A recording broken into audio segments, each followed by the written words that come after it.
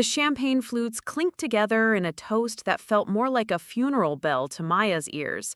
Around the mahogany dining table, her boyfriend's family celebrated their upcoming vacation to Paradise Cove Resort, their voices filled with excitement about the exclusive beachfront suites and private yacht excursions. Maya sat quietly, her hands folded in her lap, watching the animated conversation flow around her like she was invisible. Before we jump back in, tell us where you're tuning in from, and if this story touches you, make sure you're subscribed because tomorrow I've saved something extra special for you. Oh, Maya, darling. Vincent's mother, Eleanor Hartwell, suddenly turned her attention toward her with a smile that didn't reach her perfectly lined eyes. I suppose you'll be staying behind while we're gone next month. I mean, Paradise Cove is frightfully expensive, and Vincent mentioned you work at that little non-profit organization. The words hung in the air like a challenge, wrapped in silk but sharp as glass. Vincent's father, Richard Hartwell, adjusted his gold-rimmed glasses and nodded sagely. Quite right, Eleanor. The resort runs about $8,000 per person for the week, plus activities, dining, spa treatments. We're looking at easily $15,000 each, not counting the private villa upgrade. His tone was matter-of-fact, as if discussing the weather, but Maya caught the subtle emphasis on the astronomical figures. Maya felt her cheeks burn as every face at the table turned toward her. Vincent's younger sister, Priscilla, giggled behind her wineglass. Maybe Maya could house-sit for us while we're gone. You know, water the plants, collect the mail. That would be helpful, wouldn't it, Maya? The suggestion was delivered with such practiced innocence that it took Maya a moment to register the full insult. I don't think that's necessary, Maya replied quietly, her voice steady despite the humiliation coursing through her veins. She had been dating Vincent for 8 months, and while he knew his family came from old money, she hadn't expected such blatant dismissal of her financial situation. Vincent shifted uncomfortably in his chair, finally speaking up. Actually, I was thinking Maya could come with us. I could cover her portion. His voice lacked conviction, as if he already knew the battle he was about to lose. Eleanor's laugh tinkled like expensive crystal. Vincent, sweetheart, that's very gallant of you, but Paradise Cove isn't just about the money. It's about belonging to a certain circle. The other families there, they're people we do business with, socialize with. They expect a certain standard. She paused, her gaze sweeping over Maya's simple dress and modest jewelry. I'm sure Maya understands. Richard leaned back in his leather chair, swirling his brandy thoughtfully. The Ashfords will be there, and the Montgomerys. We're finalizing the merger with Ashford Industries during the trip. It's hardly the time for Vincent to be distracted by someone who wouldn't fit in with that crowd. The dismissal was clinical, efficient, like closing a business deal. Maya's hands clenched in her lap as she absorbed the full weight of their rejection. She worked as a program coordinator at a community development nonprofit, a job she was passionate about but that barely covered her modest lifestyle. Her small apartment, secondhand furniture, and carefully budgeted expenses were worlds away from the Hartwells' mansion in the hills. I see, Maya said, standing slowly from her chair. The dining room suddenly felt suffocating with its oil paintings of stern ancestors and crystal chandelier that probably cost more than her annual salary. Thank you for making your position so clear. Eleanor's expression softened with practiced sympathy. Oh, don't take it personally, dear. It's simply a matter of compatibility. Vincent needs someone who can complement his lifestyle, someone who moves in the same social circles. Surely you can see that a lasting relationship requires more than just affection. Vincent followed Maya to the foyer, his face flushed with embarrassment and anger. Maya, I'm so sorry. They had no right to say those things. I'll talk to them. Make them understand that you're coming with us regardless of what they think. Maya paused at the massive front door, her hand on the ornate brass handle. Don't, Vincent. They've made their feelings perfectly clear. I wouldn't want to be somewhere I'm not wanted. She turned to face him, seeing the conflict in his eyes. Besides, they're right about one thing. We do come from different worlds. That doesn't matter to me, Vincent insisted, but his voice wavered slightly. I love you, Maya. That should be enough. Maya studied his face, seeing the boy who had been raised in privilege, who had never had to count pennies or choose between paying rent and buying groceries. The question is, Vincent, Is it enough for you? Really? She didn't wait for his answer before walking out into the cool evening air. As Maya drove home to her small apartment across town, her mind raced with a mixture of humiliation and something else, something harder to define. She had spent years building her career in nonprofit work, believing that making a difference in people's lives was more important than accumulating wealth. But sitting in that dining room, being dismissed so casually, had awakened something fierce within her. Her phone buzzed with text messages from Vincent, apologies mixed with promises to make things right, but Maya set the device aside. She needed time to think, to process what had just happened and what it meant for their relationship. The next morning, Maya woke with a strange sense of clarity. Instead of wallowing in self-pity, she found herself researching Paradise Cove Resort online. The images were stunning. Pristine beaches, luxury villas, perched on cliffs overlooking turquoise waters, elegant restaurants, and world-class spa facilities. The resort catered to the ultra-wealthy, offering privacy and exclusivity that money could buy. But as Maya dug deeper into her research, she discovered something interesting. Paradise Cove Resort had been struggling financially for the past 2 years. Despite its reputation and exclusivity, the resort had faced significant losses due to mismanagement and competition from newer luxury destinations. Several articles mentioned that the current owner, Harrison Blackstone, was quietly seeking buyers. Maya's heart began to race as an impossible idea took shape in her mind. She grabbed her laptop and began researching the resort's financial situation more thoroughly. The asking price was substantial, but not impossibly so, for someone with the right backing and business plan. That afternoon, Maya did something she had never done before. She called her grandmother, Ruth Chen, whom she hadn't spoken to in nearly 6 months. Ruth lived quietly in a modest house across town, but Maya had always suspected there was more to her grandmother's story than met the eye. "Grandma Ruth," Maya said when the familiar voice answered. "It's Maya. I was wondering if I could come visit you today. There's something important I need to discuss with you." Ruth's house was a small, tidy bungalow in an older neighborhood, filled with memories and the scent of jasmine tea. Maya's grandmother moved with the careful grace of someone in their 80s, but her eyes were sharp and alert as she listened to Maya's story about the previous evening. "So they think you're not good enough for their precious son because you don't have money," Ruth said, setting down her teacup with a decisive clink. "And now you're interested in this resort where they're planning their vacation?" Maya nodded, feeling slightly foolish for even bringing up such a wild idea. "I know it sounds crazy, Grandma, but I can't stop thinking about it. The resort is for sale, and I have this business plan forming in my head. I think I could turn it around, make it profitable again." Ruth was quiet for a long moment, studying her granddaughter's face. Finally, she stood and walked to an old wooden cabinet in the corner of the room. She returned with a thick folder and set it on the coffee table between them. "Maya, there's something I've never told you." Preparing and narrating this story took us a lot of time, so if you are enjoying it, subscribe to our channel. It means a lot to us. Now back to the story. "About our family," Ruth began, her voice taking on a serious tone. "Something I kept private because I wanted you to make your own way in the world, to understand the value of hard work and helping others." Maya opened the folder with trembling hands. Inside were financial documents, property deeds, and investment statements that made her eyes widen in disbelief. The numbers were staggering, representing decades of careful investments and business ventures.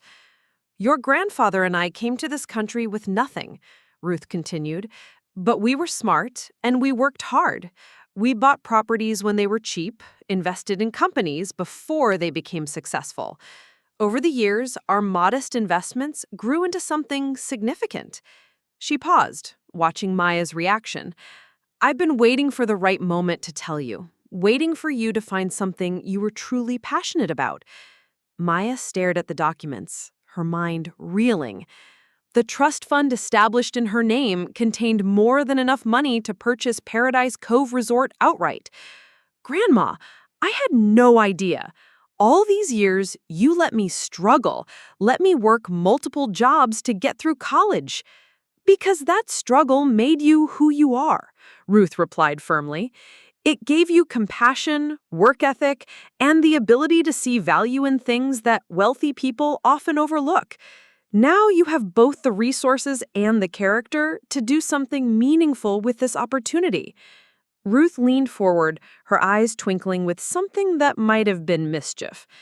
Besides, it might be rather satisfying to show those Hartwells what they've underestimated in you. Over the next week, Maya threw herself into research and planning with an intensity that surprised even her. She contacted resort industry experts, studied hospitality management strategies, and developed a comprehensive business plan for revitalizing Paradise Cove Resort. The more she learned, the more convinced she became that she could succeed where the current owners had failed. The key, she realized, was not just maintaining the resort's exclusivity, but expanding its appeal to a broader market of affluent travelers who valued experience over pretension. She envisioned team-building retreats for successful companies, wellness programs that combined luxury with meaningful personal development, and partnerships with local communities that would benefit the region economically while maintaining the resort's pristine environment. She also discovered that Vincent's father's company, Hartwell Industries, had been one of the investors who had pulled funding from Paradise Cove Resort during its financial difficulties. The irony was not lost on her that Richard Hartwell had contributed to the very problems that had made the resort available for purchase. Meanwhile, Vincent continued to text and call, but Maya remained distant. She needed to focus on her plan, and she wasn't ready to reveal what she was working on. She told him she needed space to think about their relationship, which wasn't entirely untrue. 2 weeks after the humiliating dinner at the Hartwell mansion, Maya found herself sitting in the offices of Harrison Blackstone, the current owner of Paradise Cove Resort. Blackstone was a distinguished man in his 60s who looked tired and defeated as he discussed the property's challenges. "I hate to let it go," Blackstone admitted, gesturing toward the panoramic photographs of the resort that lined his office walls. "Paradise Cove was my life's work, but the past 2 years have been brutal. Competition from newer resorts, economic uncertainty, and some poor management decisions have put us in an impossible position." Maya presented her business plan with confidence, outlining her vision for the resort's future and demonstrating her financial capability to complete the purchase. Blackstone listened with growing interest, occasionally asking pointed questions that revealed his expertise in the hospitality industry. "You're young," Blackstone observed when Maya finished her presentation, "and you don't have Experience running a resort of this caliber. What makes you think you can succeed where I failed?" Maya had anticipated this question. "Mr. Blackstone, with respect, I think the resort's problems stem from trying to maintain exclusivity without providing genuine value. Today's luxury travelers want more than just expensive amenities. They want authentic experiences, meaningful connections, and the sense that their money is supporting something worthwhile."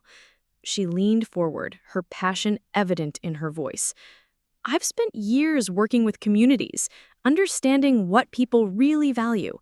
I believe I can bring that perspective to Paradise Cove while maintaining its reputation for excellence." Blackstone smiled for the first time during their meeting. "You know what?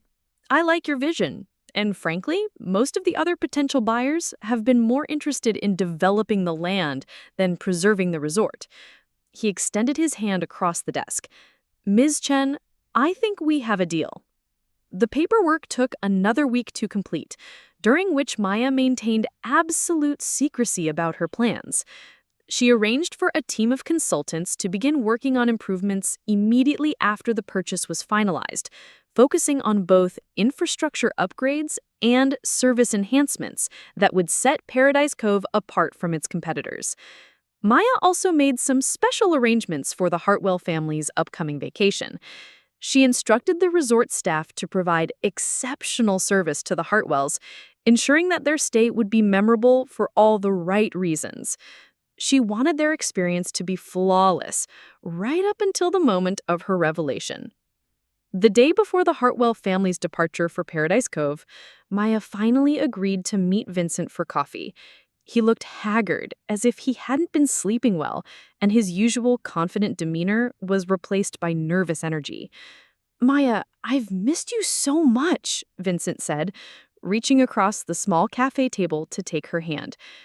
These past few weeks have been torture.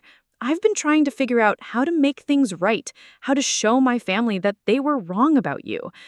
Maya studied his face, seeing genuine distress there. Despite everything that had happened, she still cared about Vincent. Their relationship had been built on real affection and compatibility, even if their backgrounds were vastly different. Vincent, what would you say if I told you I was going to Paradise Cove Resort next week? Maya asked quietly. Vincent's face lit up with hope. Are you serious? Did you change your mind about the money? Because I've already told my parents that you're coming with us, regardless of what they think. I bought you a ticket and everything. Maya shook her head gently. No, Vincent, I'm not going with your family. I'm going separately, on business. She paused, watching confusion cross his features. There's something I need to tell you, but I want you to hear it from me first, before you find out any other way. She explained about her grandmother's revelation, about the family wealth that had been kept secret, and about her purchase of Paradise Cove Resort. Vincent listened in stunned silence, his expression shifting from confusion to amazement to something that might have been pride. You bought the entire resort? Vincent said, his voice barely above a whisper. Maya, that's incredible. That's amazing. I had no idea you came from money. I didn't come from money in the way your family thinks of it. My grandmother built her wealth through hard work and smart decisions over decades. She kept it quiet because she wanted me to develop my own values and work ethic. The money was always there, but it wasn't what defined me. Vincent leaned back in his chair, processing this information. So, when my parents get to Paradise Cove, they'll be staying at my resort, Maya finished, and I'll be there to welcome them personally. The next evening, Maya flew to Paradise Cove Resort, arriving just as the sun was setting over the crystal-clear waters. The property was even more beautiful in person than in the photographs, with its white sand beaches and lush tropical landscaping. Sand beaches, swaying palm trees, and elegant villas scattered along the coastline like jewels. The resort staff, many of whom had been with Paradise Cove for years, welcomed Maya warmly. She had spent hours on phone calls with the management team, sharing her vision for the resort's future and assuring them that their jobs were secure under the new ownership. The response had been overwhelmingly positive, with employees expressing excitement about the planned improvements and Maya's commitment to both luxury and community involvement. Maya spent her first day at the resort walking the property, meeting staff members, and observing operations. She made notes about immediate improvements that could be implemented and longer-term projects that would enhance the guest experience. The resort was indeed beautiful, but she could see areas where previous management had cut corners or failed to innovate. The Hartwell family was scheduled to arrive the following afternoon. Maya had instructed the staff to treat them as VIP guests, ensuring that every detail of their arrival and check-in process was flawless. She wanted their first impression to be overwhelmingly positive, setting the stage for what was to come. Maya chose to observe the Hartwells' arrival from the upper deck of the main lodge, where she could see the resort's entrance without being immediately visible to the arriving guests. A luxury shuttle picked up the family from the small private airport that served the island, and Maya watched as they emerged from the vehicle, looking appropriately impressed by their surroundings. Eleanor Hartwell was elegant in a flowing white dress and oversized sunglasses, while Richard wore crisp linen pants and a polo shirt that probably cost more than most people's monthly salaries. Priscilla bounced excitedly beside them, already taking selfies against the backdrop of swaying palms and azure water. Vincent looked around with appreciation, but also with a hint of sadness that Maya recognized as his missing her. The family was greeted by Marcus Rodriguez, the resort's general manager, whom Maya had personally briefed on the situation. Marcus was a consummate professional with over 20 years of hospitality experience, and he handled the Hartwells with the perfect blend of warmth and deference that luxury travelers expected. "Welcome to Paradise Cove Resort," Marcus said with genuine enthusiasm. "We're delighted to have the Hartwell family staying with us this week. Your villa has been prepared according to your specifications, and I believe you'll find everything to your satisfaction." As the family was escorted to their accommodations, Maya remained out of sight, allowing them to settle in and begin their vacation. She had dinner sent to her private quarters, a modest suite in the administrative wing of the resort that gave her privacy while keeping her close to operations. The next morning, Maya arose early and made her rounds of the property, checking that everything was running smoothly. She observed from a distance as the Hartwell family enjoyed breakfast on their villa's private terrace, noting their obvious pleasure with the setting and service. Eleanor was particularly animated, gesturing toward the view and clearly pleased with the accommodations. Richard appeared relaxed for perhaps the first time since Maya had known him, reading his newspaper while his coffee cooled in the tropical breeze. Even Priscilla seemed content, lounging by their private pool with her phone and a tropical drink. Maya spent the day attending to resort business, meeting with department heads and reviewing reports from the previous quarter. The more she learned about Paradise Cove's operations, the more confident she became in her ability to turn the property around. The staff was experienced and dedicated, the physical plant was in good condition despite some needed updates, and the location was absolutely spectacular. That evening, Maya decided it was time to make her presence known. She had the resort's executive chef prepare a special welcome dinner for the Hartwells, featuring locally seafood and tropical fruits paired with wines from the resort's extensive cellar. The meal was served on the main lodge's oceanfront terrace, with torches flickering in the gentle evening breeze and the sound of waves providing natural background music. Maya dressed carefully for the occasion, choosing a simple but elegant dress in deep blue silk that complemented her dark hair and emphasized her natural beauty. She wanted to look professional but approachable, successful but not ostentatious. The woman who had been dismissed as not good enough needed to command respect while maintaining her dignity. As the Hartwell family enjoyed their appetizer course, Maya approached their table with Marcus at her side. She had timed her arrival perfectly, appearing just as they were relaxed and appreciating their surroundings, but before they had consumed too much wine to process what was about to happen. "Good evening," Maya said, her voice warm but confident. "I hope you're enjoying your stay at Paradise Cove Resort." Eleanor looked up with the polite smile she reserved for service staff. "Oh, yes, everything has been absolutely wonderful. The accommodations are exquisite and the service has been impeccable." Richard nodded in agreement, though he was studying Maya with slight confusion, as if trying to place her. "Quite right. This is exactly what we expected from Paradise Cove's reputation, though I must say the new ownership seems to have made some improvements already." Vincent's reaction was immediate and dramatic. His wine glass stopped halfway to his lips, his eyes widening as he recognized Maya despite her elegant transformation. "Maya? What are you doing here?" The question hung in the air like a challenge, and Maya could see the exact moment when Eleanor and Richard Hartwell realized who she was. Eleanor's polite smile faltered, replaced by confusion and then growing alarm. Richard's expression shifted from relaxed satisfaction to sharp attention. "I'm here because I own Paradise Cove Resort," Maya said simply, letting the words settle before continuing. "I purchased it 2 weeks ago. I'm the new ownership that Mr. Hartwell just complimented." The silence that followed was profound, broken only by the gentle sound of waves against the shore and the distant call of seabirds.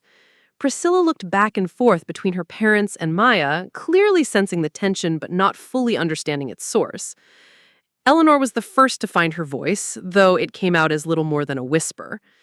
"You own this resort? But that's impossible.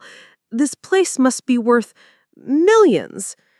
$47 million to be precise, plus the cost of planned improvements and renovations, which should bring my total investment to approximately $60 million over the next 2 years.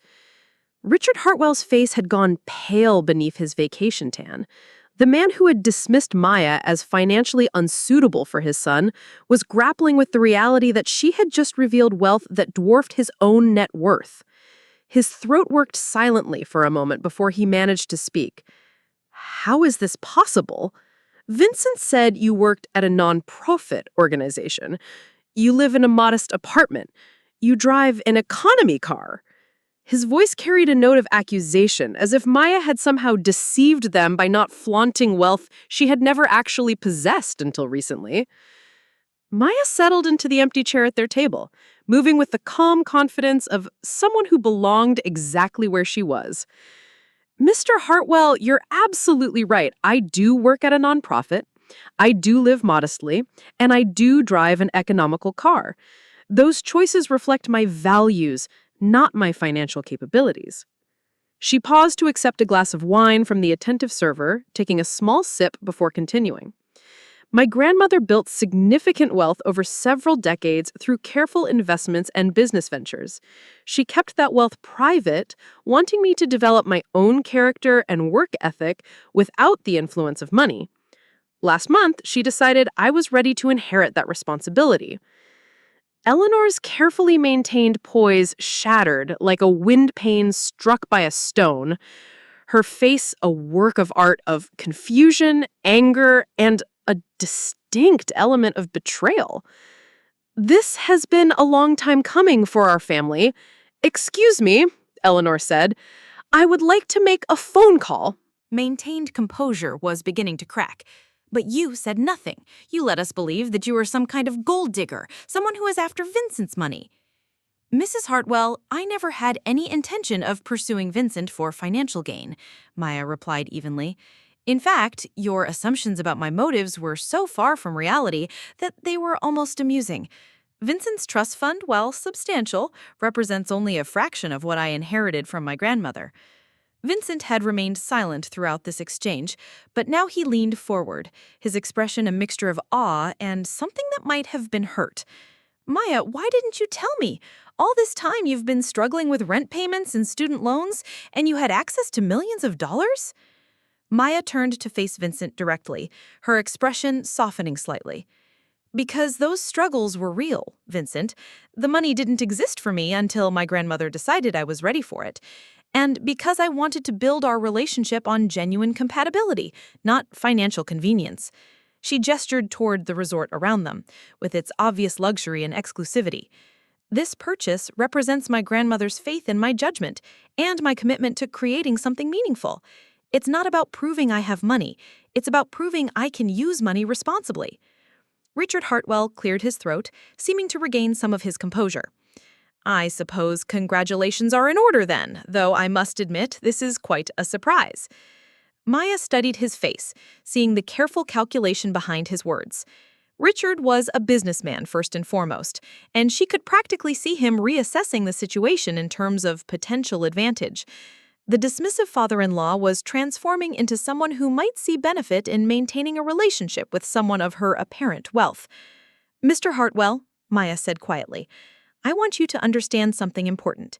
Your treatment of me at that dinner had nothing to do with my bank account and everything to do with your character. You dismissed me not because I lacked money, but because you thought I lacked money. The cruelty you showed me that evening revealed who you are when you believe you hold all the power. Eleanor shifted uncomfortably in her chair, her fingers nervously adjusting her expensive jewelry. Maya, I think perhaps we got off on the wrong foot. You must understand, we were simply trying to protect Vincent's interests. When you're wealthy, you encounter so many people who have ulterior motives. Mrs. Hartwell, I've spent the last 8 years of my life working with people who have very little money, but tremendous integrity. I've learned that a person's character has absolutely nothing to do with their financial situation. Some of the most generous, honest people I know live paycheck to paycheck, while some of the most selfish individuals I've encountered have more money than they could spend in several lifetimes. She took another sip of her wine, letting her words settle before continuing. What struck me most about that evening wasn't your assumption about my finances. It was your assumption that someone's worth as a human being could be measured by their net worth. That showed me something about your values that no amount of money can change. The family sat in uncomfortable silence, the tropical paradise around them suddenly feeling less idyllic. The torch flames flickered in the evening breeze, casting dancing shadows across their faces and highlighting the tension that had settled over what should have been a relaxing vacation dinner. Priscilla, who had been uncharacteristically quiet, finally spoke up.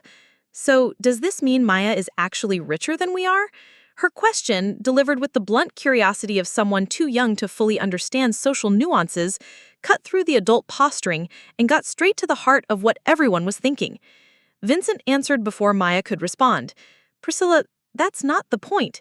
The point is that Mom and Dad judged Maya based on incomplete information and treated her terribly as a result." "Actually, Vincent, your sister raises a valid question," Maya said, turning to address Priscilla directly. "Yes, the trust fund I inherited is significantly larger than your family's wealth. But the more important question is what someone does with their resources, whether they use them to help others or simply to make themselves feel superior." She looked around the table, making eye contact with each family member before continuing. "I bought Paradise Cove Resort not as some kind of revenge against your parents, but because I saw an opportunity to create something positive. This resort was failing under its previous management, threatening the jobs of over 200 people who depend on it for their livelihoods. I saw a chance to revitalize the property while also developing programs that would benefit the local community." Maya gestured toward the staff members who were discreetly ensuring that their dining experience remained flawless despite the dramatic conversation. "Every person working here tonight has a story, a family, dreams, and challenges just like everyone else. When I purchased this resort, I made a commitment to them as well as to the guests who will stay here. That's what wealth should be used for, to create opportunities and solve problems, not to build walls between people." Richard leaned back in his chair, studying Maya with newfound respect mixed with something that might have been regret. "You're quite right, of course. I suppose we owe you an apology for our behavior that evening." "Mr. Hartwell, an apology would be meaningless unless it comes with genuine understanding of why your behavior was wrong," Maya replied. "You didn't just hurt my feelings that night, you revealed a fundamental belief that people's worth is determined by their economic status. That's a dangerous way of thinking, especially for someone in your position of influence." Eleanor dabbed at her eyes with her napkin, though whether from genuine emotion or calculated effect was difficult to determine. "Maya, you must understand. We were simply trying to protect our son. When you've worked as hard as we have to build a successful life, you become cautious about people who might want to take advantage of that success." Maya nodded slowly, considering Eleanor's words. "Mrs. Hartwell, I do understand protective instincts, but there's a difference between being cautious and being cruel. That evening, you made assumptions about my character based entirely on superficial observations. You never asked about my education, my career goals, my values, or what I might bring to Vincent's life beyond financial contribution." She paused, watching Eleanor's carefully maintained facade beginning to crack. "More importantly, you dismissed the possibility that I might actually love your son for who he is, not what he has. That says more about your view of Vincent than it does about your view of me." Vincent reached across the table toward Maya, but she gently moved her hand away. "Vincent, I'm so sorry. I should have defended you more strongly that night. I should have insisted that they get to know you before making any judgments." "Vincent, you were caught in an impossible position," Maya acknowledged. "But that experience taught me something important about how our families would interact if we stayed together. Your parents' values are fundamentally different from mine, and I'm not sure that's something we could overcome in the long term." The implication hung in the air like a storm cloud. Vincent's face fell as he realized that Maya's revelation about her wealth might not lead to the reconciliation he had hoped for, but rather to the end of their relationship. "Are you saying it's over between us?" Vincent asked, quietly. Maya was quiet for a long moment, looking out over the darkening ocean. "Vincent, I care about you deeply. You're kind, intelligent, and genuinely good-hearted. But these past few weeks have made me realize that love isn't always enough. The way your parents treated me revealed attitudes and values that would poison any future we might try to build together. She turned back to face the family, her expression sad but resolute. I can't spend the rest of my life wondering if your family truly accepts me or if they're simply tolerating me because of my bank account. And I can't ask you to choose between me and your family, because that choice would damage you regardless of what you decided. Richard cleared his throat, his businessman's instincts clearly struggling with this unexpected turn of events. Maya, perhaps we could discuss this further. I believe we may have misjudged the situation entirely. With your resources and business acumen, you could be quite an asset to our family's enterprises. Maya's laugh was soft but held no warmth.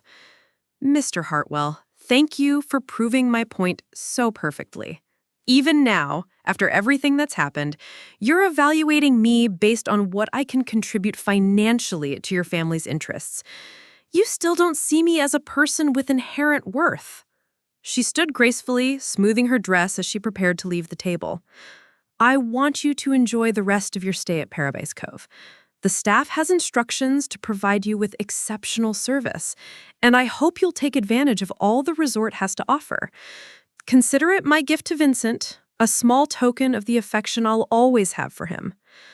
As Maya took to leave, Eleanor called out desperately, Maya, wait! Perhaps we could start over, get to know each other properly this time.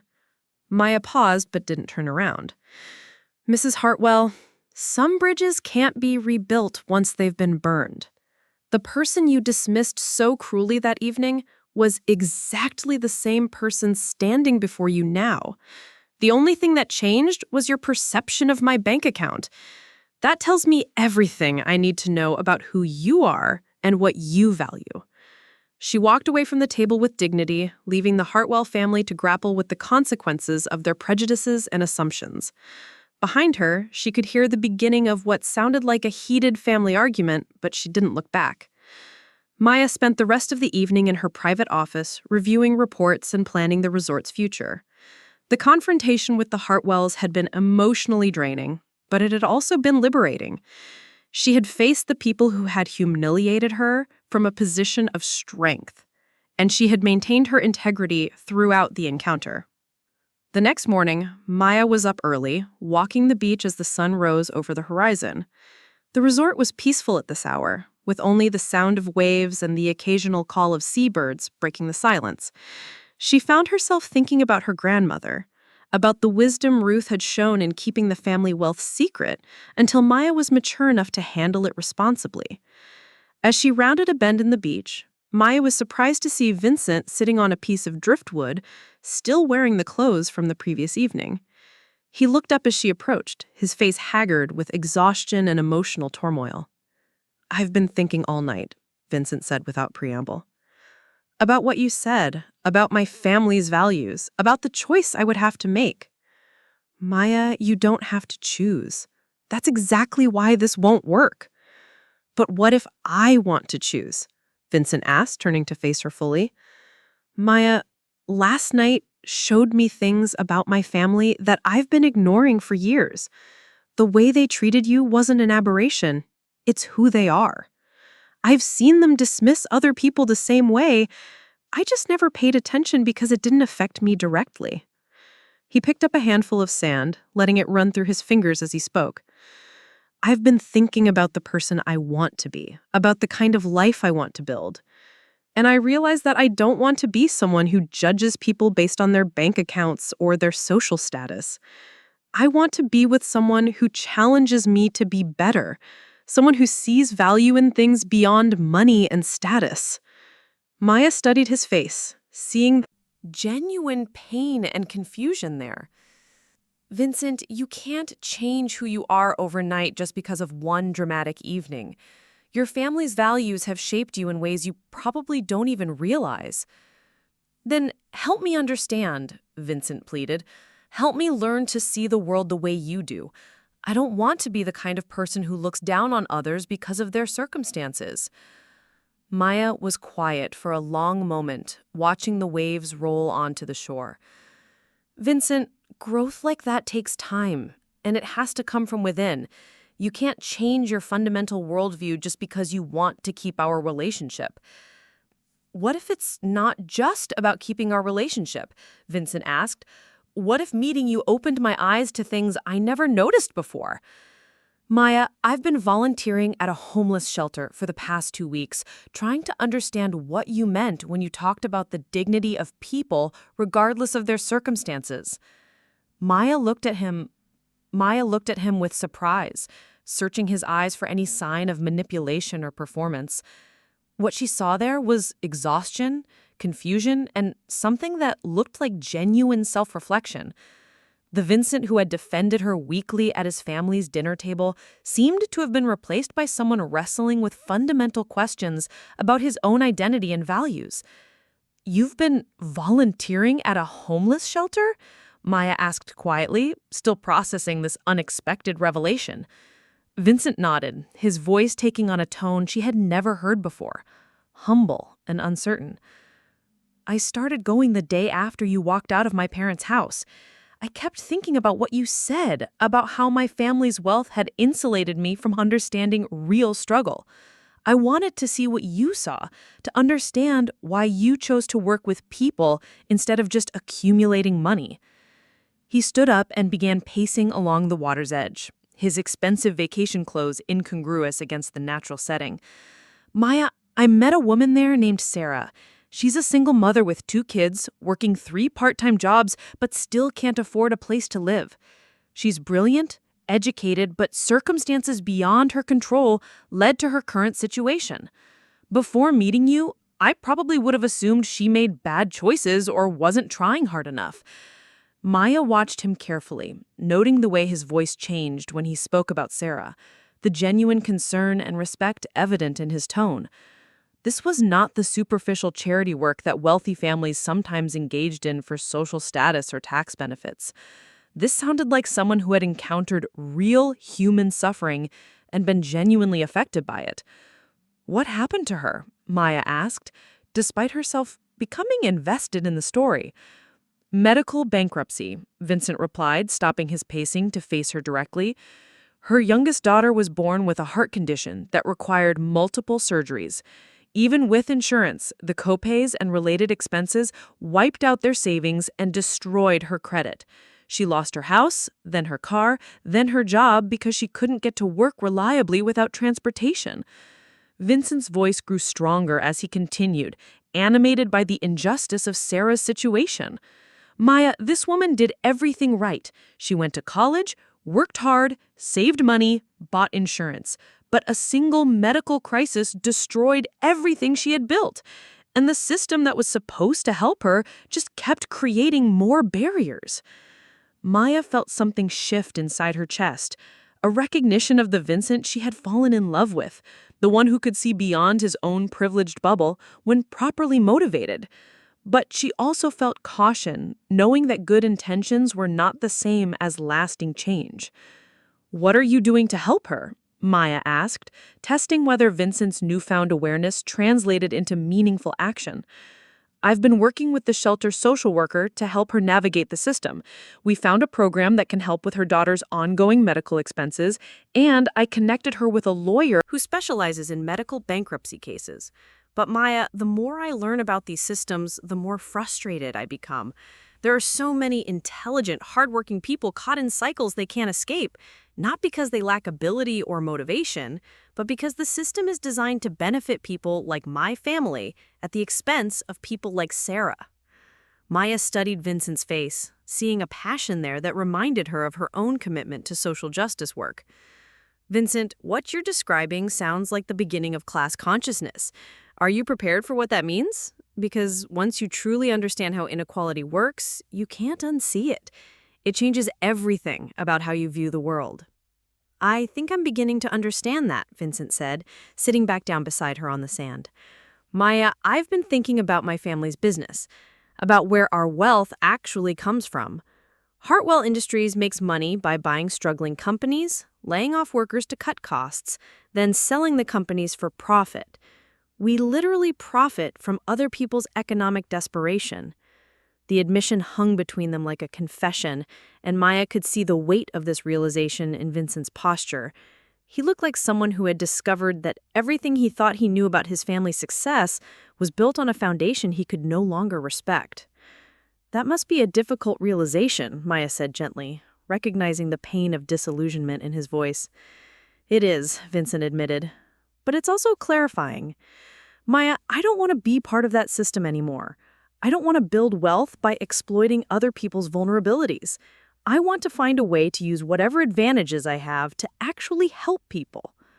Maya was quiet for a long moment, watching the waves roll endlessly onto the shore. "Vincent, that's a beautiful sentiment, but changing your entire worldview and life direction isn't something you do overnight. And you can't do it just to win me back." "I'm not doing it to win you back," Vincent said, his voice gaining strength.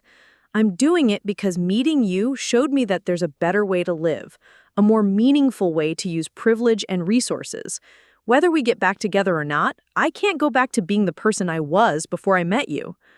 Maya turned to study his profile as he stared out at the ocean. There was something different about Vincent, a seriousness and depth that hadn't been there before. The easy confidence of someone who had never questioned his place in the world had been replaced by something more complex, more thoughtful.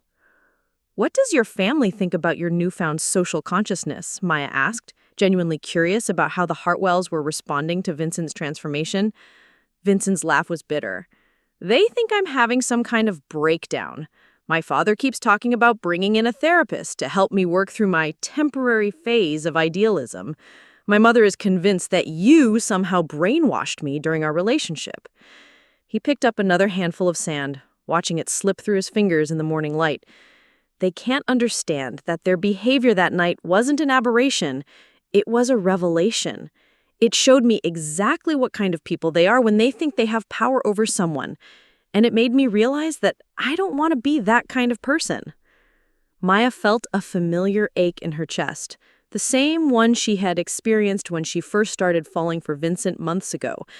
Despite everything that had happened, despite the pain and humiliation his family had caused her, she could see the man she had loved emerging from the wreckage of his privileged assumptions. "Vincent," she said carefully, "even if you genuinely want to change, even if you're committed to developing a different worldview, that doesn't solve the fundamental problem. Your family will always be your family. They will always see me as someone who corrupted your son, who led you away from what they consider the proper path. Then maybe it's time I chose a different family," Vincent said quietly, his words carrying a weight that surprised both of them. Maya looked at him sharply, seeing determination in his expression that was entirely new. "Vincent, you don't mean that. Your family is complicated, but they love you in their own way. And cutting ties with them would mean giving up your inheritance, your position in the company, everything you've known since childhood. Maya, what good is an inheritance built on exploitation? What value is there in a position that requires me to profit from other people's suffering?" Vincent stood up again, brushing sand from his clothes. "I've been thinking about this for weeks. I want to start my own company, something that actually helps people instead of taking advantage of them." Maya felt a mix of admiration and concern as she watched Vincent grapple with these enormous life decisions. "Vincent, starting over from nothing is incredibly difficult. You've never had to worry about paying rent or buying groceries or any of the basic survival concerns that most people deal with every day." "Then I need to learn," Vincent replied with a determination that reminded Maya of her own commitment to her work. "Maya, I know I have a lot to prove, both to you and to myself. I know that good intentions aren't enough, and that real change takes time and consistent effort. But I also know that I can't go back to being the person I was before I understood what privilege really costs." Maya stood up, brushing sand from her dress as she tried to process everything Vincent had told her. "Vincent, I believe that you want to change. I can see that these past few weeks have affected you deeply, but wanting to change and actually changing are two different things. And even if you do change, that doesn't automatically fix what happened between us." "I know," Vincent said simply. "I'm not asking you to give me another chance based on promises or good intentions. I'm asking you to give me the opportunity to show you who I can become." Before Maya could respond, they were interrupted by the approach of Marcus Rodriguez, who was walking quickly along the beach toward them with an expression of barely controlled urgency. "Miss Chen," Marcus called out as he drew near, "I'm sorry to interrupt, but there's been a situation that requires your immediate attention." Maya immediately shifted into business mode, her personal conversation with Vincent temporarily set aside. "What kind of situation, Marcus?" "There's been an incident with the Hartwell family. Mr. Richard Hartwell became quite intoxicated last night after dinner and apparently made some inappropriate comments to several female staff members. When our head of security attempted to address the situation, Mr. Hartwell became belligerent and threatened to sue the resort." Maya felt a familiar anger rising in her chest, the same indignation she had felt during that humiliating dinner at the Hartwell mansion. What kind of inappropriate comments? Marcus looked even more uncomfortable, clearly reluctant to repeat Richard's words in front of Vincent. He made several remarks about the staff's appearance and suggested that their jobs might be dependent on their willingness to provide certain services beyond their normal duties. "Oh my God, Marcus, I'm so sorry. That's completely unacceptable behavior." "Mr. Vincent, this isn't your responsibility," Marcus diplomatically replied. "However, the situation has created some tension among the staff, and we need to address it promptly to maintain morale and ensure a safe working environment." Maya nodded grimly, her mind already working through the implications and necessary responses. "Marcus, please have all affected staff members document exactly what was said and when. Make sure they understand that their jobs are completely secure regardless of how they choose to handle this situation. And arrange for counseling services if anyone needs them." She paused, considering her options carefully. "Also, Please prepare the Hartwell family's final bill and arrange for transportation to the airport. Their stay at Paradise Cove Resort is ending today." Vincent looked stricken. "Maya, please don't punish my whole family for my father's behavior. My mother and sister didn't do anything wrong." Maya turned to face Vincent directly, her expression hardening with resolve. "Vincent, this is exactly what I was talking about. Your father's behavior last night wasn't an isolated incident or an alcohol-induced aberration. It's who he is when he thinks he has power over people he considers beneath him. The same attitude that led him to humiliate me at your family dinner led him to sexually harass my employees." She gestured toward the resort around them, her voice gaining strength as she spoke. "I have a responsibility to the people who work here, people who depend on this job to support their families. I will not allow anyone, regardless of their wealth or social status, to create a hostile work environment or make my employees feel unsafe." Vincent opened his mouth to argue, but Maya held up a hand to stop him. "This is not about revenge or personal feelings, Vincent. This is about creating and maintaining a workplace where people are treated with dignity and respect. Your father's behavior violates those principles, and there will be consequences." Marcus nodded approvingly, clearly relieved that Maya was taking the situation seriously. "Miss Chen, should I inform the family personally, or would you prefer to handle that conversation yourself?" "I'll speak with them," Maya decided. "Vincent, you're welcome to be present for that conversation, but I want you to understand that my decision is final. Your family will be leaving Paradise Cove today." As they walked back toward the main resort buildings, Maya found herself thinking about the conversation she had just had with Vincent. His apparent transformation was impressive, but his immediate instinct to defend his family, even after learning about his father's misconduct, was telling. Real change would require Vincent to fully understand that privilege came with responsibilities, not just benefits. The Hartwell family was finishing breakfast on their villa's terrace when Maya arrived with Vincent and Marcus.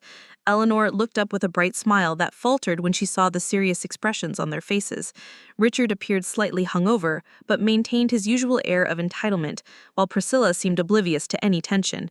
"Good morning," Maya said formally, her tone making it clear that this was not a social call.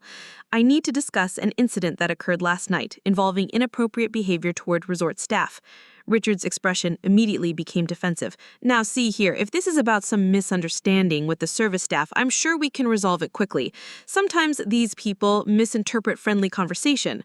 Maya felt her jaw clench at Richard's dismissive tone and his reference to these people, and his assumption that they were lying for personal gain. Mr. Hartwell. The staff members who reported your behavior have nothing to gain from making false accusations. In fact, they were reluctant to come forward precisely because they feared retaliation from wealthy guests. She paused, letting the weight of her words settle before continuing. However, I want to make something absolutely clear. The people who work at this resort are professionals who deserve to be treated with respect and dignity. They are not servants to be propositioned or intimidated by guests who think their money gives them the right to behave inappropriately. Vincent stepped forward, his face pale with shame. Dad, what exactly did you say to the staff last night?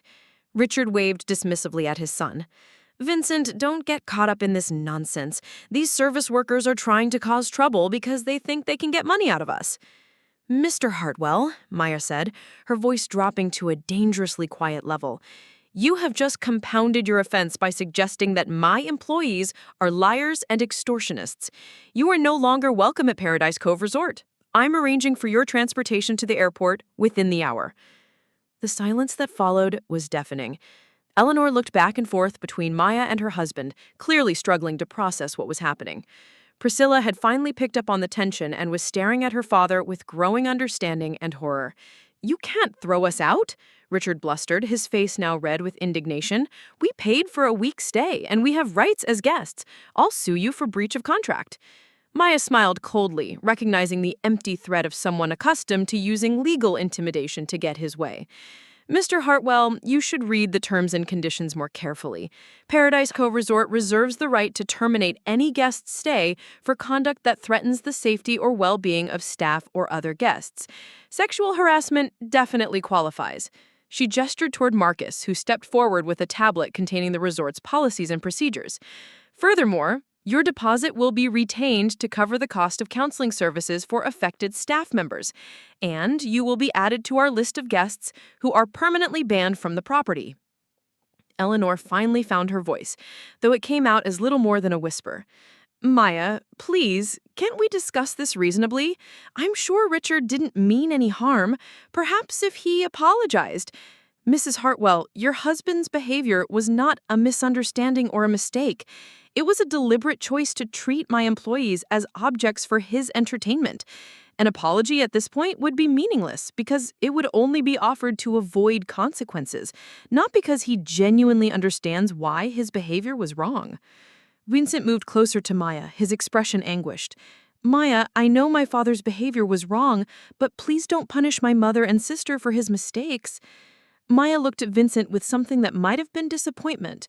Vincent, your mother just tried to minimize and excuse sexual harassment by suggesting that your father didn't mean any harm. Your sister has said nothing at all about behavior that should appall any decent person. This isn't about punishing innocent people, it's about refusing to enable a pattern of entitlement and disrespect. She turned back to address the family as a whole. The transportation will arrive in 45 minutes. Please have your belongings packed and ready. Marcus will handle the checkout process and provide you with receipts for any charges. As Maya turned to leave, Richard called out angrily, This isn't over, young lady. You have no idea who you're dealing with or what kind of influence my family has in this industry. Maya paused, turning back to face Richard with an expression of genuine amusement. Mr. Hartwell, I'm curious about something. Do you actually believe that your threats carry any weight with someone who just purchased a $60 million resort as a personal investment? Do you think I'm intimidated by your influence? When I have more liquid assets than your family's total net worth? Richard's mouth opened and closed silently, clearly struggling with the cognitive dissonance of being financially outmatched by someone he still thought of as a social inferior. Maya continued, her voice taking on an almost conversational tone. You keep making the same mistake over and over again, Mr. Hartwell. You assume that money gives you power over other people, but you've never learned that real power comes from how you treat people when you don't have to treat them well. You had power over your employees, and you used it to exploit them. You thought you had power over me, and you used it to humiliate me. Last night, you thought you had power over my staff, and you used it to harass them. She stepped closer, her voice dropping but gaining intensity. But here's what you never understood. True power isn't about what you can take from people, it's about what you can give them. Every person who works at this resort knows that I will protect them from people like you, that their dignity and safety matter more to me than profit or social connections. That's why they work hard for me, why they respect me, why they trust me. That's real power, Mr. Hartwell, and it's something you'll never have, no matter how much money you accumulate. The family sat in stunned silence as Maya walked away, leaving them to grapple with the consequences of Richard's actions and the complete reversal of everything they thought they understood about power and social dynamics. Vincent caught up with Maya as she entered the main lodge, his face a mixture of admiration and despair. "Maya, you were incredible back there. You were absolutely right to throw them out, and I'm ashamed that it took me so long to fully understand what kind of man my father really is." Maya paused in the lobby, turning to face Vincent with an expression that was both sad and resolute. "Vincent, do you understand why I can't continue our relationship? It's not just about your family's money or social status. It's about fundamental values that can't be compromised or negotiated." "I do understand," Vincent said quietly. "But Maya, what if I told you that I don't want to go back to my old life at all? What if I want to stay here and help you build something better?" Maya studied his face, seeing genuine commitment there, but also recognizing the romantic idealism of someone who had never had to start over from nothing. "Vincent, you can't run away from your problems by hiding out at a tropical resort.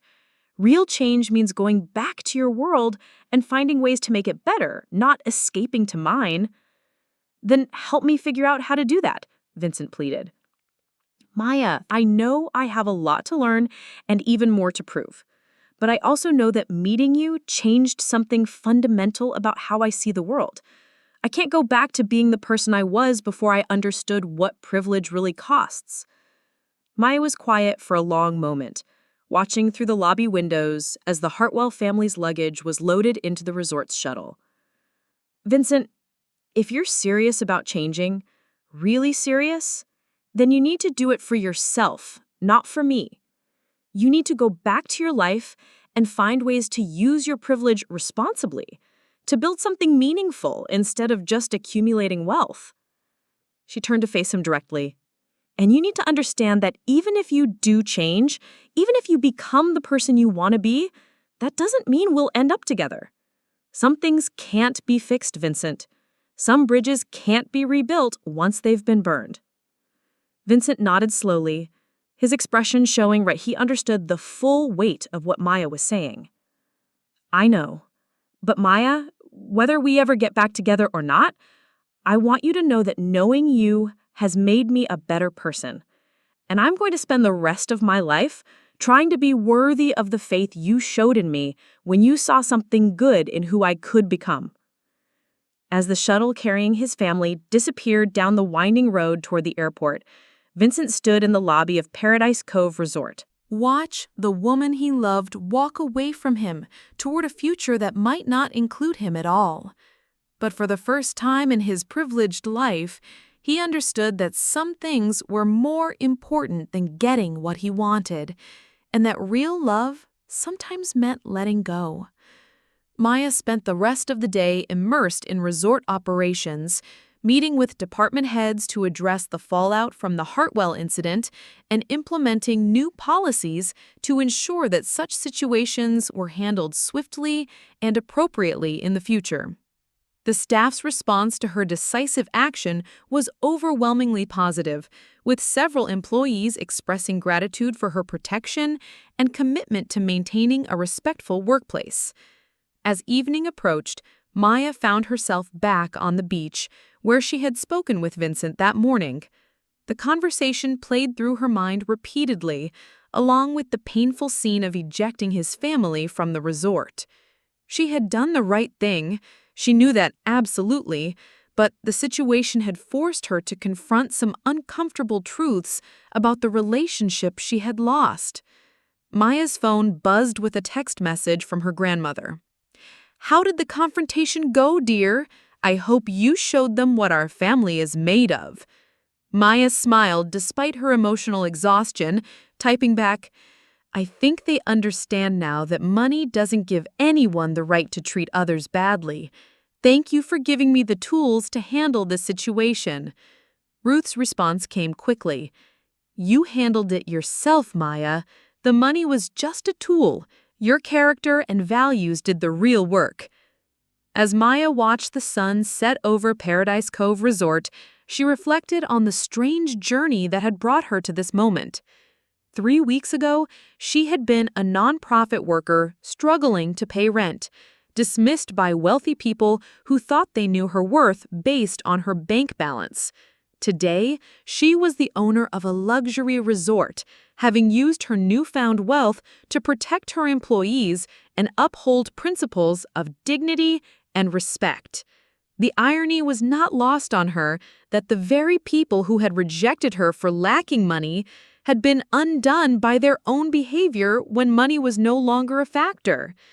Richard Hartwell's sexual harassment of her staff had nothing to do with economics and everything to do with character. Eleanor's attempts to minimize and excuse that behavior revealed her own moral compromises. Even Vincent's initial instinct to defend his family showed how deeply embedded privilege could be, even in someone who genuinely wanted to change. Maya thought about Vincent's promise to become a better person, his commitment to using his privilege responsibly. Part of her hoped he would succeed, not because she wanted to reconcile with him, but because the world needed more people who understood that power came with responsibility. But she also knew that good intentions were not enough, that real change required sustained effort and the willingness to make difficult choices, even when it meant personal sacrifice. As the first stars appeared in the darkening sky, Maya made her own commitment to the future. Paradise Cove Resort would become more than just a luxury destination for wealthy travelers. It would be a model for how businesses could succeed while maintaining ethical principles, how wealth could be used to create opportunities rather than exploit vulnerabilities. She thought about the programs she wanted to implement. Partnerships with local schools to provide hospitality training for young people, environmental conservation projects that would protect the island's natural beauty, fair wage policies that would ensure every employee could support their family with dignity. The resort would still cater to affluent guests, but it would do so in a way that created value for the entire community. Maya's phone rang, interrupting her contemplation. She was surprised to see Vincent's name on the screen, but she answered anyway. "Maya."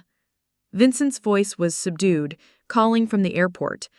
"I wanted to apologize again for my father's behavior and to thank you for handling the situation with such integrity.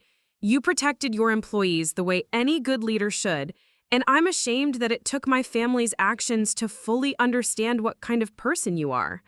"Vincent, you don't need to apologize for your father's choices," Maya replied gently. "Everyone is responsible for their own behavior." "I know, but I also know that his behavior reflects the attitudes I grew up with, the sense of entitlement that I'm still working to overcome," Vincent said. "Maya, I meant what I said about wanting to change. When I get back home, I'm going to start looking for ways to use my resources more responsibly." Maya found herself hoping that he meant it, that this experience would catalyze genuine transformation rather than temporary guilt. "What does that look like practically, Vincent?" "I've been thinking about starting a foundation focused on preventing medical bankruptcies," Vincent replied. "After meeting Sarah at the shelter, I realized how many families are destroyed by medical costs that no one should have to bear alone. I want to create a fund that can help people navigate those crises without losing everything they've worked for." Maya felt a flicker of genuine admiration for Vincent's plan. It showed that he had been listening during their conversations, that he understood the connection between systemic problems and individual suffering. "That sounds like meaningful work, Vincent. Sarah's story clearly affected you." "It did, but more than that, meeting you taught me to see Sarah as a complete person rather than just a charity case," Vincent said. "You showed me that everyone has dignity and worth, regardless of their circumstances. and that real compassion means treating people as equals rather than objects of pity. As their conversation continued, Maya found herself cautiously optimistic about Vincent's future, even if she remained convinced that their romantic relationship was over. Perhaps some good could come from the painful events of the past few weeks, even if that good didn't include personal reconciliation. "Vincent," Maya said as their call began to wind down, "I hope you succeed in building something meaningful. The world needs more people who understand that privilege is a responsibility, not just a benefit." "Thank you, Maya," Vincent replied. "And whatever happens with my own journey, I want you to know that Paradise Cove is lucky to have you. You're going to do incredible things with that resort." After they hung up, Maya remained on the beach for a while longer, processing the strange mixture of endings and beginnings that the day had brought. Her relationship with Vincent was over, but her new life as a resort owner and social entrepreneur was just beginning. The Hartwell family's rejection had inadvertently set in motion a series of events that would allow her to have far more impact than she ever could have imagined. Maya Chen had bought Paradise Cove Resort not for revenge, but for the chance to build something better than what had existed before. And as she settled into her new life as a business owner and community leader, Maya carried with her the lessons learned from loving and losing Vincent Hartwell. That some bridges couldn't be rebuilt, but that every ending also contained the seeds of new beginning.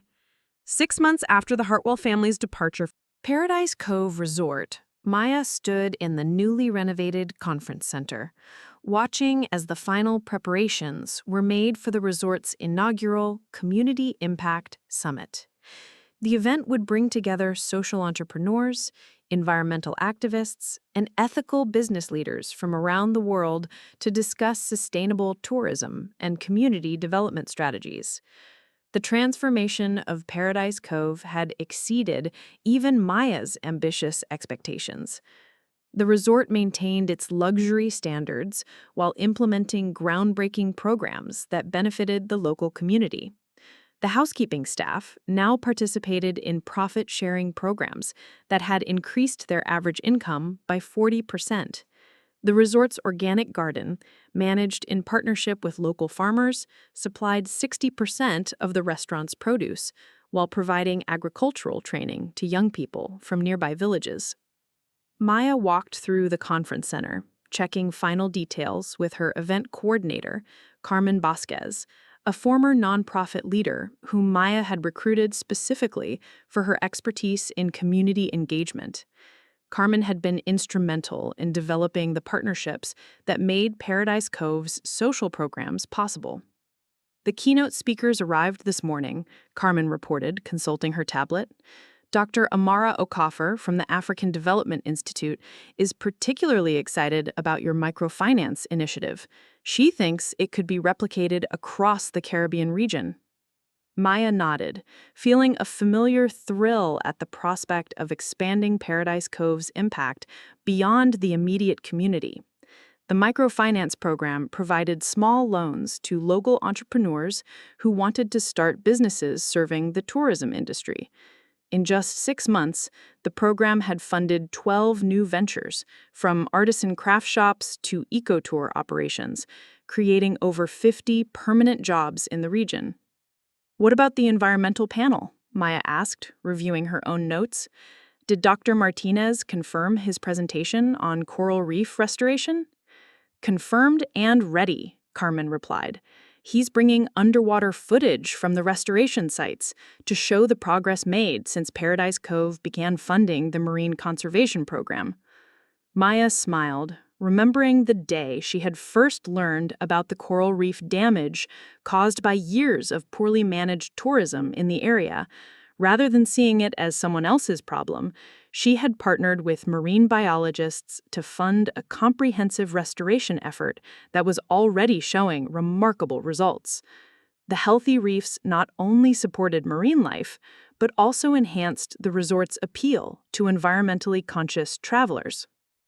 As Maya continued her rounds, she encountered Sofia Reyes, the resort's head of housekeeping, who was directing her team in setting up the conference rooms.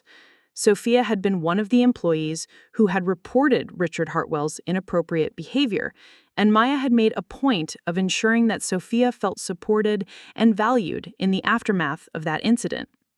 "Ms. Chen," Sophia called out, approaching with a warm smile, "I wanted to thank you again for including me in the speakers panel tomorrow.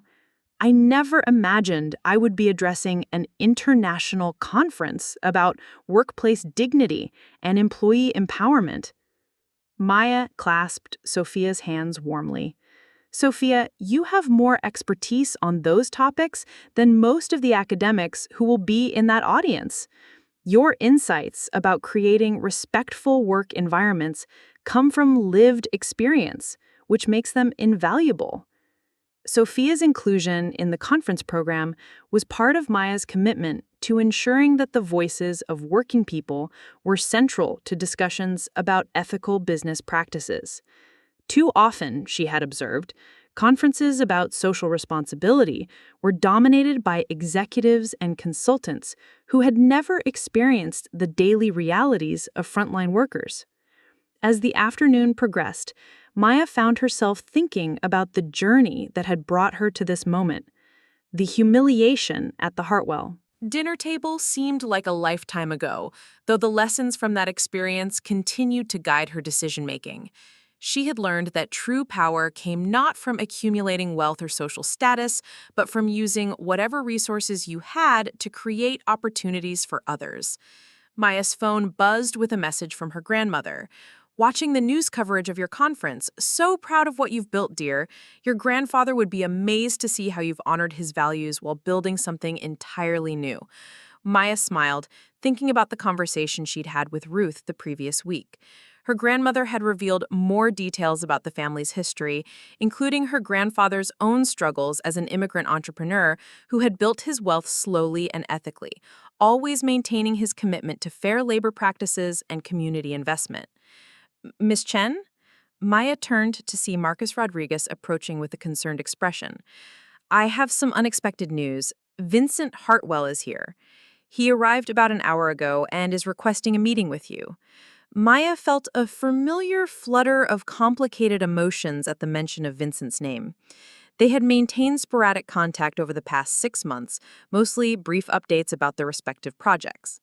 Maya knew that Vincent had indeed started the medical bankruptcy prevention foundation he had mentioned, and that he had distanced himself from his family's business practices. But she hadn't expected him to appear at Paradise Cove unannounced. "Did he say why he wanted to meet?" Maya asked, trying to keep her voice neutral. "He mentioned something about a business proposal," Marcus replied diplomatically. "I had told him you were busy with conference preparations, but he said he was willing to wait." Maya considered her options. Part of her was curious about what Vincent wanted to discuss, but another part was wary of allowing their personal history to complicate the important work she was doing. The conference represented months of planning and partnership building, and she didn't want anything to distract from its success. "Where is he now?" Maya asked, making a decision. "In the lobby lounge. I offered him a room, but he declined. He seems to understand that he doesn't have any automatic right to be here." Maya nodded approvingly. Vincent's restraint suggested that he had indeed learned something about boundaries and respect, though she remained cautious about his motives. "I'll meet with him, but briefly. I have too much to do before tomorrow's opening session." Maya found Vincent sitting quietly in a corner of the lobby lounge, dressed casually in khakis and a button-down shirt that was a far cry from the expensive designer clothes she remembered. He looked older somehow, not just in years, but in the way that comes from grappling with difficult truths about oneself and one's place in the world. "Vincent," Maya said as she approached his table, "this is unexpected." Vincent stood immediately, his expression mixing nervousness with genuine pleasure at seeing her. "Maya, thank you for agreeing to meet with me. I know you're incredibly busy, and I don't want to take up much of your time." Maya settled into the chair across from him, noting the changes in his demeanor. The easy confidence born of privilege had been replaced by something more careful, more thoughtful. "Marcus mentioned you had a business proposal." "I do," Vincent replied, pulling out a folder from his bag. "But first, I wanted to tell you about what I've been doing since we last spoke." The foundation is operational now, and we've already helped prevent 18 families from losing their homes due to medical debt. Maya felt a genuine spark of interest. That's significant impact in just 6 months. How are you identifying families who need help? Vincent's face lit up as he began describing the foundation's work. We partnered with hospitals and clinics to identify patients who are facing financial hardship due to medical expenses, instead of waiting for people to lose everything and then Trying to help them recover, we intervene early with emergency grants, payment plan negotiations, and connections to other support services. Maya listened carefully, impressed despite herself by the sophistication of Vincent's approach. This wasn't the superficial charity work that wealthy people sometimes engaged in for tax benefits or social recognition. Vincent was describing a systematic effort to address root causes of a serious social problem. We've also been working on policy advocacy, Vincent continued. I've been testifying before state legislative committees about the need for medical bankruptcy reform and caps on out-of-pocket expenses for essential medical care. Maya studied Vincent's face as he spoke, seeing a passion and commitment that reminded her of her own advocacy work. Vincent, this sounds like meaningful work, but what does it have to do with Paradise Cove? Vincent opened his folder and spread several documents on the table between them. Maya, I've been researching ethical investment strategies, looking for ways to use my resources to support businesses that align with my values. When I learned about what you've accomplished here, I realized that Paradise Cove could be a model for responsible hospitality industry practices. Maya glanced at the documents, which appeared to be detailed financial analyses and business projections. What exactly are you proposing? I want to invest in Paradise Cove's expansion, Vincent said, his voice taking on the careful tone of someone making an important pitch. Not as a silent partner or a way to insert myself into your life, but as a supporter of your vision. I've identified 3 other resort properties in the Caribbean that are struggling financially and could benefit from your approach to community-centered hospitality. Maya picked up one of the documents, scanning the financial projections with interest. The numbers were impressive, representing the potential to replicate Paradise Cove's successful model across multiple properties and communities. Vincent, this would require significant capital investment. We're talking about tens of millions of dollars. I'm prepared to commit $50 million initially, with the understanding that you would have complete operational control over any properties we acquire together. I wouldn't be a partner in the traditional sense, more like an investor who shares your commitment to ethical business practices. Maya set down the document, studying Vincent carefully. Why would you want to do this? Why invest in my vision rather than developing your own projects?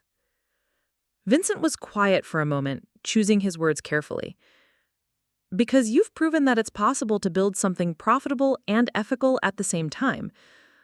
Maya, I've spent the past 6 months trying to figure out how to use my privilege responsibly, and I keep coming back to the lesson you taught me about power. Real power comes from creating opportunities for others, not from accumulating wealth for its own sake. He gestured toward the lobby around them, where conference attendees were beginning to arrive for the evening's reception. What you've built here goes beyond just running a successful resort. You've created a model for how businesses can contribute to community development while maintaining profitability. That's exactly the kind of impact I want my resources to support. Maya found herself intrigued by Vincent's proposal, both for its potential impact and for what it revealed about his genuine transformation. The man sitting across from her was clearly different from the privileged son who had failed to defend her at his family's dinner table. But she also remained cautious about mixing business with their complicated personal history. Vincent, assuming I were interested in expansion, why would I need your investment? Paradise Cove is profitable, and I have access to capital through my grandmother's trust. He nodded, acknowledging her financial independence. You're absolutely right that you don't need my money. But Maya, I think accomplish more together than either of us could alone. I have connections in the hospitality industry, relationships with regulatory bodies, and experience navigating the kind of bureaucratic challenges that come with large-scale development projects. He leaned forward slightly, his expression earnest. More importantly, I think there's value in demonstrating that people from different backgrounds can work together to create positive change. If someone like me, with my family's history of exploitative business practices, can partner successfully with someone like you, who's committed to ethical leadership, it sends a powerful message about the possibility of transformation. Maya considered Vincent's words, recognizing the truth in his observation about the symbolic value of their potential partnership. The resort industry was dominated by wealthy investors who prioritized profit over community impact. A successful partnership between Maya and Vincent could indeed demonstrate that business could be both profitable and socially responsible. Vincent, what do your parents think about your foundation work and this proposed investment? Maya asked, genuinely curious about how the Hartwell family was responding to their son's transformation. Vincent's expression darkened slightly. They think I'm wasting my inheritance on frivolous causes. My father has tried several times to convince me to rejoin Hartwell Industries, arguing that I can do more good from within the system than outside it. My mother keeps suggesting that my work with medical bankruptcy prevention is just a phase that I'll outgrow. He paused, looking out toward the ocean visible through the lobby's floor-to-ceiling windows. I've realized that they can't understand what I'm trying to do because they've never experienced real consequences for their actions. My father's behavior toward your staff here was completely consistent with how he's always treated people he considers beneath him. The only difference was that this time, someone had the power to hold him accountable. Maya felt a familiar sadness at Vincent's description of his family's inability to change or grow. Have you maintained any relationship with them? Limited contact, Vincent replied. I see them occasionally for family events, but we don't discuss business or my foundation work. It's become clear that we have fundamentally incompatible values, and I've accepted that trying to change their perspectives is futile. Maya appreciated Vincent's honesty about his family situation. The decision to prioritize his own ethical development over family harmony demonstrated the kind of difficult choices that real transformation required. Vincent, Maya said slowly, your investment proposal has merit, and I'm interested in exploring it further. But I want to be absolutely clear about the parameters of any potential partnership. This would be purely a business relationship, with no expectation of personal reconciliation between us. Vincent nodded immediately. I understand completely. Maya, I'm not here trying to win you back or hoping that business partnership will lead to something personal. I'm here because I believe in what you've accomplished and want to support its expansion. Maya studied his face, looking for any sign of hidden agenda or ulterior motive. What she saw was someone who had genuinely grappled with his own privilege and emerged with a clearer understanding of his responsibilities. The transformation wasn't complete, she suspected, but it was real and meaningful. All right, Maya said, gathering up the documents Vincent had provided. I'll review these projections and have my financial team analyze the potential opportunities. If we decide to move forward, it will be with clear legal agreements that define roles, responsibilities, and decision-making authority. Vincent's relief was evident in his expression. Thank you, Maya. I know this is a big decision, and I appreciate your willingness to consider it.